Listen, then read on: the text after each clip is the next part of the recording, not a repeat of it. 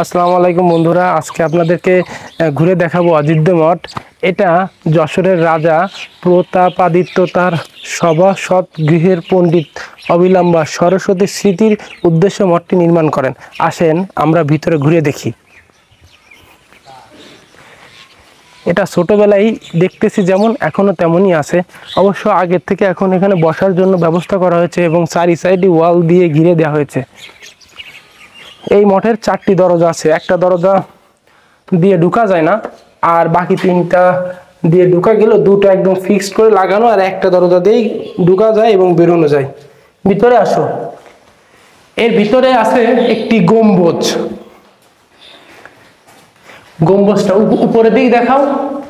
হ্যাঁ, উপরে একটি গম্বুজ, আর চারিপাশে দেখেন এটা আলমারির লকারের মতো কিছু রাখার যায় এমন ভাবে করে রাখছে।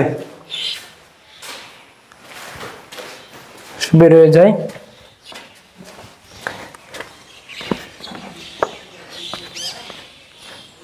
এই মঠের চারিপাশেই ঘোরা যায়।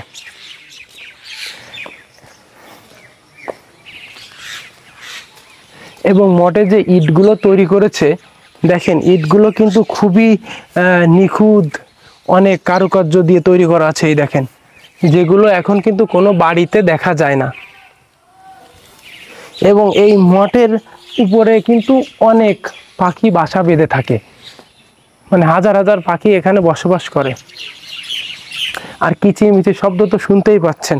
আর এই যে দরজাটি আছে দেখেন, এই দরজাটি সম্পূর্ণ করা হয়নি, এই জন্য এটা দিয়ে ঢুকাও যায় না, বেরোনোও যায় না, একেবারে এখানে ফিক্সড। আর ইটগুলো কিন্তু অনেক চিকুন চিকুন, এখনকার ইটগুলো তো অনেক পুরো। আর এইখানে যে ইটগুলো তো তৈরি করছে, এটা কিন্তু অনেক লম্বাও না, অনেক আড়েও না।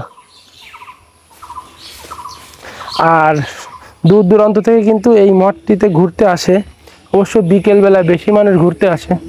তো অবশ্যই যারা এই মঠে ঘুরতে এসেছেন তারা কিন্তু অবশ্যই কমেন্টে জানাবেন। আর যদি আমার এই ভিডিওটি ভালো লাগে অবশ্যই লাইক কমেন্ট শেয়ার করে পাশে থাকবেন। সবাইকে ধন্যবাদ।